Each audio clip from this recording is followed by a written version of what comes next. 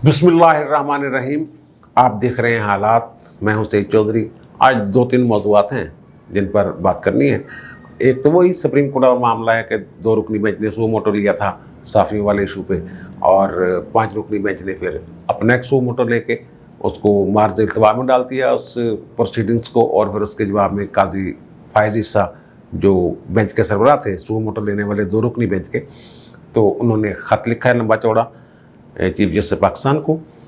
ज़ाहिर है वो काम जो है इस वक्त उमर ज़िया बंदयाल साहब उन्हीं के पास पहुंचा है, और साथ ही उन्होंने ये कहा है कि ये मेरा ख़त जो है ये सुप्रीम कोर्ट की वेबसाइट पर जारी किया जाए कि इस ख़त पर कुछ हुआ है, अमल दरामद हुआ है, ये नहीं हुआ है। और उन्होंने अपने ख़त में जो रजिस्ट्रार हैं सुप्रीम कोर्ट के उनको भी काफ़ी रगेदा है। और ये रजिस्ट्रार साहब कौन है, कहाँ से आए हैं, क्या बैकग्राउंड है, इस हवाले से थोड़ी सी बात करेंगे। और दूसरा जो इशू है वो ये है कि जो आपके नैब के चेयरमैन हैं वो इतने एक्टिव क्यों हो गए हुए हैं। छोटे छोटे कई केस खोल लिए हैं, 45 लाख वाले केस, कुछ पौधों के केस, फलां केस, ये केस, वो केस, मुख्तलिफ इंक्वायरियाँ जो इतनी जल्दी में क्यों हैं। और फिर जो शतरंज है हुकूमत की, जो सियासत की, उस पर जो हुकूमत का अहम मोहरा है तोप मोहरा, ठीक है ना, वो उसके साथ क्या होने वाला है। फिर थोड़ी सी अफ़गानिस्तान पे बात करेंगे कि अमरीकी जो थिंक टैंक्स हैं मुख्तलिफ, वो क्या सोच रहे हैं कि क्या अफ़गानिस्तान, वो तो कह रहे हैं कि अफ़गानिस्तान सदियों पीछे चला गया है, क्या ऐसा ही है। सबसे पहले हम बात करते हैं जो जस्टिस काजी फायज़ ईसा साहब ने ख़त लिखा है और जो 5 रुकनी बेंच समाअत कर रहा है। ये हम पिछले भी लाख में जिक्र कर चुके हैं, और एक साबिक सुप्रीम कोर्ट के जज के हवाले से जो मैंने बातें की थी, तकरीबन वही बातें अपने ख़त में लिखी हैं मिस्टर जस्टिस काजी फायज़ ईसा ने। और उन्होंने कहा है कि जनाब आप मॉनिटर नहीं कर सकते अपनी ही अदालत के एक दूसरे बेंच को, यानी एक बेंच जो है या ना चीफ जस्टिस समेत कोई भी मॉनिटर नहीं कर सकता उसको, उसकी निगरानी नहीं की जा सकती कि उस बेंच में क्या हो रहा है। इवन ये कि जो मैंने कोर्ट रिपोर्टिंग की है तो मुझे तो ये तक मेरे इल्म में है कि अदालत में जो मुकदमात ज़ेर समाअत होते हैं, जब तक उनकी आखिरी मीटिंग नहीं हो रही जजेस की नतीजा अखज़ करने वाली, उससे पहले जजेस उस पर चैम्बर्स में बैठ के सलाह मशवरे नहीं करते।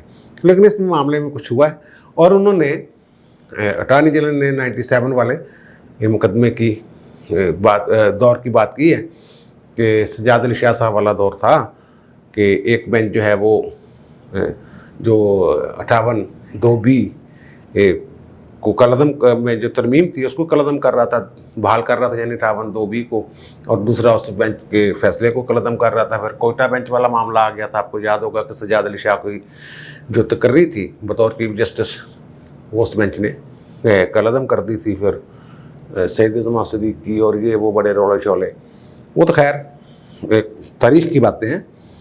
तो ये अटॉर्नी जनरल ने कहा कि जनाब 97 में ऐसे हुआ था, तो अल्लाह ना करे कि अब भी ऐसा दौर आए। तो उन्होंने वही कहा कि जनाब चीफ जस्टिस को भेजना चाहिए था रूल्स के तहत उनको मामला। पहले भी फैज़ाबाद धरने वाला जो केस था वो भी सो मोटो था, वो भी नहीं भेजा गया था चीफ जस्टिस को, और ख़ुद ही समाअत आगे बढ़ा दी थी। तो उस वक्त ये देखना चाहिए था ना कि उस वक्त जो चीफ जस्टिस है उन्होंने क्यों नहीं इस मामले को देखा था कि भाई आप अब इतनी जल्दी क्या है।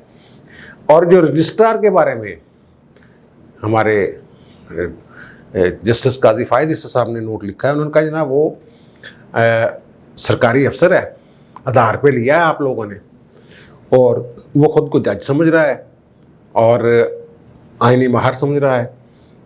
मैंने बताया था ना कि वो रजिस्ट्रार भागा गया था मिस्टर जस्टिस उमर ज़िया बंदयाल के पास कि हुंगी करिए, जुडिशल ऑर्डर आ गया। तो उस पर मेरी रिटायर्ड जो जजेस हैं सुप्रीम कोर्ट के, उनके साथ बात हुई है। वो अगर रजिस्ट्रार का ये काम ही नहीं है, उसका काम सिर्फ कंप्लाइंस है। जो आर्डर जुडिशल ऑर्डर आए उस पर अमल दरामद उनका काम है। अगर उन्होंने जज ने कहा था कि 26 अगस्त को इसी बेंच में ये केस दोबारा लगाया जाए, तो उनका काम था कि वो काज लिस्ट जारी करना या 26 तारीख का वो उसी बेंच के सामने उस केस को पेश करना। बहरहाल ये जो है ना रजिस्ट्रार, जवाद पाल इनका नाम है, और ये 21वें ग्रेड के सरकारी अफसर हैं। माजी में जो सुप्रीम कोर्ट के रजिस्ट्रार होते थे वो आमतौर पर जो वहाँ इंतज़ामी अफसर भर्ती किए जाते थे, एडिशनल रजिस्ट्रार जो सीनियर मोस्ट या जो भी सूटेबल होता था उसको तरक्की दे के रजिस्ट्रार मुकर्रर किया जाता था। बाहर से नहीं लिए जाते, बाहर से अगर लिए जुडिशरी से लिए जाते थे, सेशन जज या रिटायर्ड सेशन जज, उनको रजिस्ट्रार तैनात किया जाता था। और पाल साहब जो हैं ये मैंने शायद पहले बताया कि 21वें ग्रेड के अफसर हैं, और जबकि रजिस्ट्रार का होता है 22वें ग्रेड का। लेकिन कम्पिटेंट जो अथॉरिटी है उसको ये इख्तियार हासिल है कि 21वें ग्रेड के 1 स्टेप अहेड जो है ना नेक्स्ट ग्रेड में उसकी तैनाती हो सकती है। इस तनाज़ुन और ये जो मैं बता दूं आपको कि इनकी जो रिक्वेजिशन भेजी थी ना वो सुप्रीम कोर्ट ने भेजी थी कि यही बंदा चाहिए। और वो बंदा कहाँ पे था? वो बंदा जो है जवाद पाल साहब, वो वज़ीर आज़म हाउस में जो सेक्रेटरी हैं वज़ीर आज़म के आज़म खान, उनके बाद जो सीनियर अफसरों ने दूसरा नंबर उनका था, और एडिशनल सेक्रेटरी 1 के तौर पे वहाँ काम कर रहे थे। 1 अगस्त को ही वो तशरीफ़ लाए हैं बतौर रजिस्ट्रार। और इनसे पहले जो रजिस्ट्रार थे ख्वाजा दाऊद अहमद साहब, वो भी सिविल सर्विस के थे, और वो रिटायर्ड जो थे वो फ़्लाइट लेफ्टिनेंट थे। वहाँ से फ़्लाइट लेफ्टिनेंट से सिविल सर्विस में आए और वहाँ से वो रजिस्ट्रार के तौर पर आए और अपनी मुद्दत पूरी करके रिटायर हो गए। माजी में जैसा कि मैंने अर्ज़ किया है कि आमतौर पे सेशन जजेस या रिटायर्ड सेशन जजेस या जुडिशल रजिस्ट्रार होते थे, इंतज़ामी अफसर, उनको प्रमोट करके, ये इल्लत कह लें आप या बिद्दत कह लें, ये आई कहाँ से? इसका ज़िम्मेदार है कौन? इसका ज़िम्मेदार हैं जनाब आपके जस्टिस इफ्तिखार मोहम्मद चौधरी साहब। जब वो चीफ जस्टिस बने तो उन्होंने एक PhD स्कॉलर थे, लायक आदमी था, ज़हीन आदमी थे, और वो जो national commission for women status वगैरह के कायम चेयरमैन भी रहे हुए थे, किसी कॉलेज में, पेशावर लॉ कॉलेज में पढ़ाते भी थे, बहरहाल लायक आदमी थे। उनका नाम था डॉक्टर फ़कीर सैन। पहली दफ़ा बाहर से जो बंदा आया है अदलिया में बतौर रजिस्ट्रार, तो वो डॉक्टर फ़कीर सैन साहब थे। और इनको बड़ा शौक़ था इफ्तिखार हुसैन चौधरी साहब को कि जो सिविल सर्विस के बंदे हैं, एडमिनिस्ट्रेटिव सर्विस जो है वफाक की, उसके बंदे जनाब भर्ती करना। आपको याद है हमाद रज़ा के एडिशनल रजिस्ट्रार कत्ल हो गए थे, उन्हीं के दौर में जब वो मुअत्तल हो गए हुए थे या उनको निकाल दिया गया हुआ था इफ्तिखार चौधरी को। उस वक्त तहरीक वकला की चल रही थी, इसी दौरान वो हमाद रज़ा जो हैं वो काफ़ी एक्टिव थे इफ्तिखार चौधरी साहब के लिए, तो वो कत्ल हो गए थे। वो भी सिविल सर्विस के ही बंदे थे। उन्होंने कई एडिशनल रजिस्ट्रार और कई जो सेल हैं वहाँ पे उन्होंने वो सिविल सर्वेंट्स जो हैं, सिविल सर्विस के लोग अफसर वो रखे हुए थे। उनके बाद जो फिर वो रिटायर हो गए, फिर दोबारा उन्होंने उनको एक्सटेंशन दी। बाजी में भी रजिस्ट्रार्स को एक्सटेंशनें मिलती रही हैं। फिर डॉक्टर फ़कीर सैन को एक्सटेंशन दे दी उन्होंने। लेकिन जब आए हैं सदर गिलानी साहब, ये डॉक्टर फ़कीर सैन पहले बंदे थे जो अदलिया से ताल्लुक़ उस तरह नहीं था, मुलाज़म नहीं थे अदलिया के, बाहर से आए थे उसमें। लेकिन पहली दफ़ा ब्यूरोक्रेसी से जो रजिस्ट्रार डायरेक्ट भर्ती किया वो थे आपके जस्टिस तसद्दुक़ जिलानी साहब। और उन्होंने ताहर शहबाज नाम का एक बंदा था CSP, उनको उन्होंने रजिस्ट्रार मुकर्रर किया था। फिर वो ऐसे चलता रहा, जमाली साहब, फिर जो भी आते गए वो इसी तरह बंदे जो हैं वो रजिस्ट्रार जो है आमतौर पर वहाँ से लेते रहे। इस पे कुछ जजों के तफज़ात हैं कि ये ब्यूरोक्रेट्स हैं, ये तो हुकूमत के मुखबर, ये तो इंतज़ामिया का हिस्सा है, और इंतज़ामी अफसर को अदलिया में नहीं होना चाहिए, ये तो मुखबर भी हो सकते हैं। जैसे कि जब जस्टिस काजी फ़ाइज़ ईसा वाला रेफरेंस वाली बात थी, तो वहाँ अटॉर्नी जनरल अनवर मंसूर ने कहा जनाब कि कुछ जज मशवरे दे रहे हैं, और नोट वगैरह जो आ जा रहे थे उनका जिक्र जो सिर्फ रजिस्ट्रार की हद तक मामला थे वो हुकूमत तक कैसे पहुँचे, उस वक्त तो ख्वाजा दाऊद अहमद थे शायद, हाँ ख्वाजा दाऊद अहमद थे जो फ्लाइट लेफ्टिनेंट थे और सिविल सर्विस के बंदे थे। ये तो फिर मुखबरी शुखबरी। अब जो मौजूदा हैं जवाद पाल साहब, ये तो किन्होंने भेजा है, सुना है कि फ़रोग़ नसीम साहब ने सिफारिश की थी इनकी कि ये बंदा चंगा है, रजिस्ट्रार जो है रिटायर होने वाला है, तो 1 अगस्त आया यार, 1 अगस्त थोड़े दिन पहले ऐसे भी ने यदि कर रही हुई तो उन्होंने काम पा देता जब, तो इसको ले ले। तो रिक्वेजिशन बाकायदा गई है, मैंने पहले भी अर्ज़ किया, बाकायदा रिक्वेजिशन भेजी गई है कि जनाब ये बंदा सानू चाहिए, और वो बंदे ने जाके काम दिखा दिया। जब बजाय इसके कंप्लाइंस करते उन्होंने, और ये जस्टिस काजी फायद साहब अपने ख़त में भी ये बात लिखी है, ये जो मैं अर्ज़ कर रहा हूँ कि ये जनाब वहाँ से बंदा जो है वो तो सरकारी आधार पे आया हुआ बंदा है, और एक ये अफवाह गर्दिश कर रही है। एक तो ये है ना, मजबूरी होती है रजिस्ट्रार की कि चीफ जस्टिस के हर बात उनके नोटिस में लाना, ये उनकी मजबूरी होती है। लेकिन साथ ही ये है कि जब साफ़ियों वाले मामले पे मिस्टर जस्टिस काजी फायद ईसा और जमाल मंदोखेल साहब ने अज खुद नोटिस लिया उनके बेंच ने, तो फिर ये बात तय थी कि जो भी ज़िम्मेदार हैं गैर कानूनी इक़दामात के साफ़ियों के ख़िलाफ़, वो कटहरे में आएंगे। और भाई साहब ने फ़ौरन, ख्याल है कि इन्होंने फ़ौरन अपने ब्यूरोक्रेट भाइयों को भी बताया होगा, भाई ये कम पड़ गया है, तो उन्होंने कहा होगा कुछ करो। और काजी साहब ने कहा कि ये इसका काम ही ये है कि जनाब जो हुकूमत की जो दिलचस्पी के केस हैं उनको वाच करता है ये बंदा, कि जनाब ये फिक्स कर दें, इसको लटका दें, लंबा कर दें। अगर चीफ जस्टिस के नोटिस में कोई दरख्वास्त ना आए, ये अपने तौर पे लेके बैठा रहे, चीफ जस्टिस ने कहा होगा दब के रखा कर यार, चुप कर खैर, तो फिर क्या मामला चलेगा।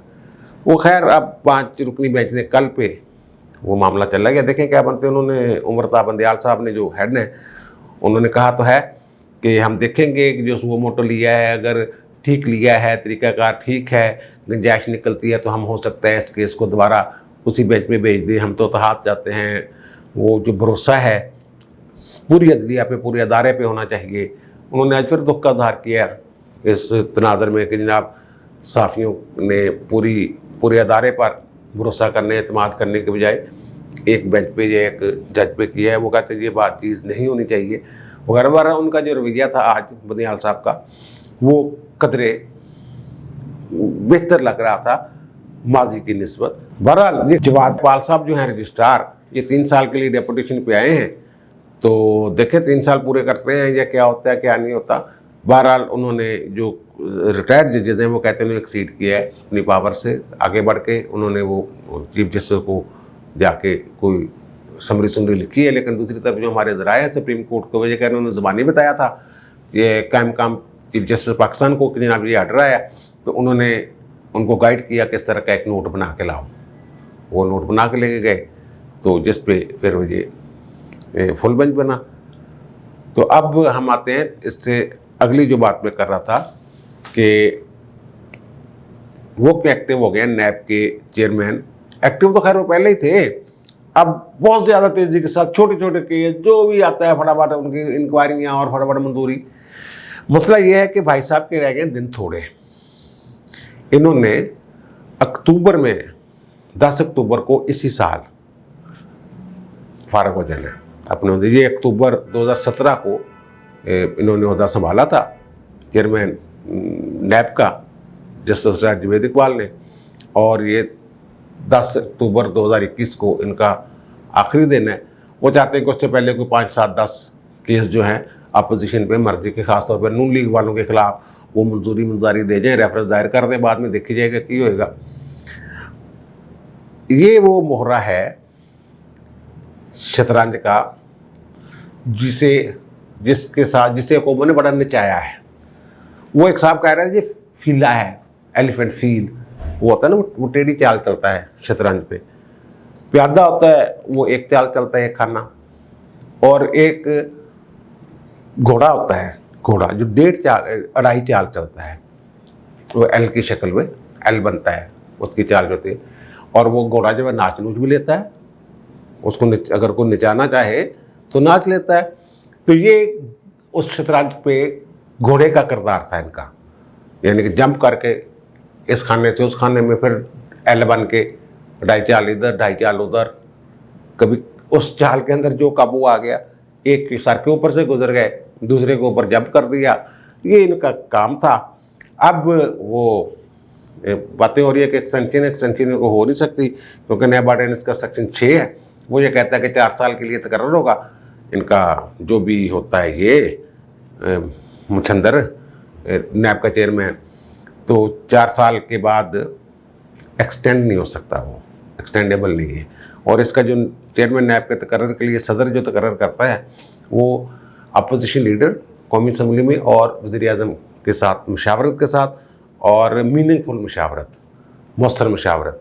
और मैंने वो दोबारा डेट बताता हूँ कि ये 11 अक्टूबर 2017 को आए थे जवेद इकबाल साहब, और 10 अक्टूबर 2021 को उन्होंने फारग हो जाना है।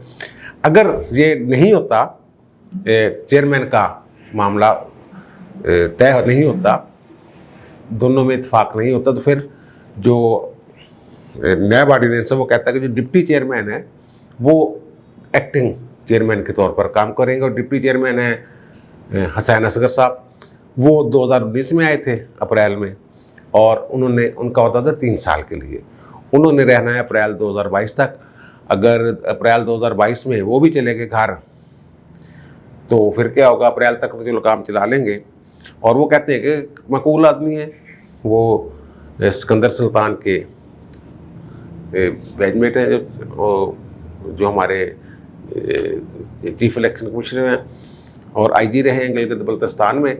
तो बहरहाल वो अब ये कहा जा रहा है कि जो शतरंज के वो मोहरे जो बड़ी तेज़ी के साथ जिनको हरकत दे के इधर उधर, ये अब पहला मोहरा है उनमें से जो अपने ओहदा की मुद्दत पूरी करके अक्टूबर में घर चला जाएगा। फिर इसके बाद लाइन है मुख्तलिफ मोहरों की, या मुख्तलिफ, उसमें बादशाह भी हैं यार, वज़ीर भी हैं, ठीक है ना, तोपे भी हैं, जो शतरंज पे के मोहरों की मैं बात कर रहा हूँ, वो आहिस्ता आहिस्ता फिर उनका जाने का वक्त आता जाएगा। और ये यानी कि अपनी तबीही उम्र पूरी करके अल्लाह को प्यारे हो रहे हैं। मोहरों की बात कर रहा हूँ मैं, ठीक है ना, ये वो उनकी जान की बात नहीं मैं कर रहा हूँ। तो ये अब ऐसी सूरत हाल है कि अल्लाह करे कि आने वाला चेयरमैन नैब ऐसा हो कि जिसमें एतबार हो। इसमें तो आपको पता ही है इन्होंने अपनी क्या साख बनाई और अदारे का क्या बेड़ा गर्क किया। तो देखते हैं अब। बहरहाल नून लीग वाले और पीपल्स पार्टी वाले खुश हैं इस मोहरे के जाने पे, और अगर ऑर्डिनेंस वगैरह ला के नैब ऑर्डिनेंस में तरमीम करने की कोशिश की गई नैब के कानून में, तो उसमें शदीद मज़ामत होगी। और इस बंदे की एक्सटेंशन वाला मामला जो है, मुझे नज़र नहीं आता कि वे इनको एक्सटेंशन मिलेगी। और आखिरी जो बात 4 लाइनें हैं, वो तालिबान वाला इशू आपको पता है बहुत सारा गर्म है। तो अमरीकी थिंक टैंक्स जो हैं वो मुख्तलिफ रिपोर्ट्स दे रहे हैं। अटलांटिक काउंसिल का एक अजलास, उसकी रिपोर्ट मुझ तक पहुंची है। अज़हर ज़मान साहब हैं, हमारे साफ़ी हैं, वो अमेरिका में, उनकी मेरे साथ डिस्कशन हुई। उन्होंने कहा जनाब वहाँ जो हमारे यहाँ बातें हो रही हैं अमेरिका में, वो जो बाइडेन और ट्रंप दोनों की पॉलिसी, उस पर बड़ी तनकीद की जा रही है। और वहाँ एक रिटायर्ड जनरल हैं इस थिंक टैंक के, डेविड पेट्रियास उनका नाम है।